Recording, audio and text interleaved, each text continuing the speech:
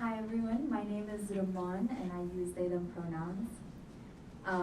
My time with the Queer Ancestors Project was also deeply intertwined with what is now ongoing into the 5th month of genocide in Gaza against the Palestinian people.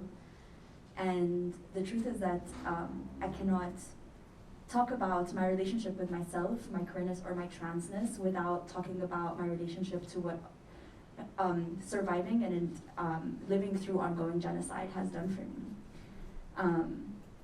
The Palestinians in Gaza who are being brutally murdered by the Zionist occupation, indiscriminately murdered by the Zionist occupation, include queer and trans Palestinians. And as someone of Kanani Arab ancestry, these are my people too.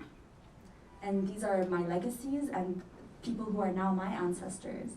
And we have been here for so long, and we will continue to be here. And what the Queer Ancestors Project has offered me through this time is a space to process, a space to be able to grieve, to express my rage, and to be held by community throughout.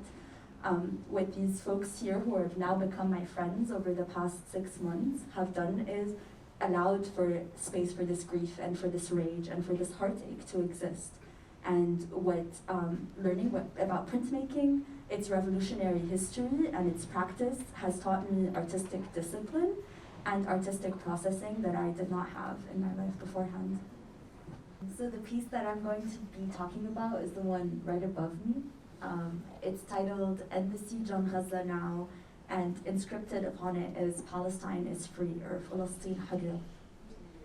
And the story behind how this print came to life is that it was my second print in the Queer Ancestors Project. And it actually began as a completely different print that now lives on the bottom floor titled "Prayer."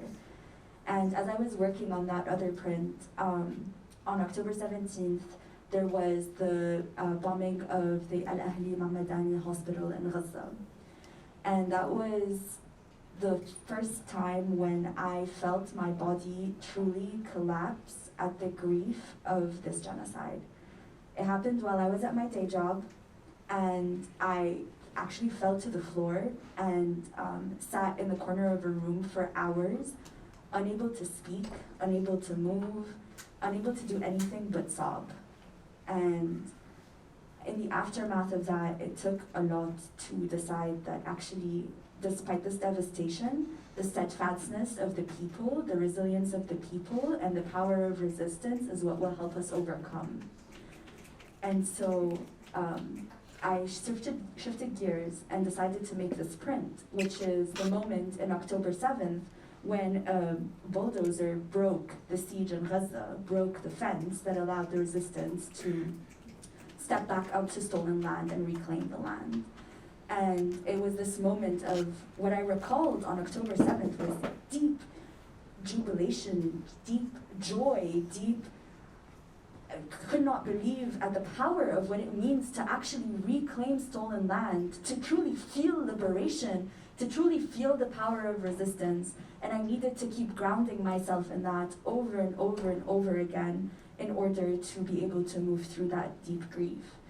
And this print was the most intricate print that I made. As you can see, there's like a lot of little holes in those fences.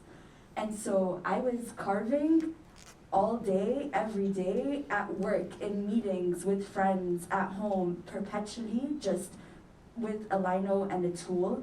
And it was the most grounding experience because part of what it means to live through ongoing genocide in the belly of the beast is constant cognitive dissonance, where people around you are pretending like life is going on and nothing is happening and your insides are crumbling. And this was a medium for me, an outlet for me to constantly be a reminder that even as those around me are maybe not feeling or thinking about or witnessing what is ongoing for me, for the people that I care about, that I love deeply, to the land that means the world to me, I'm able to constantly be in connection to it with this carving tool.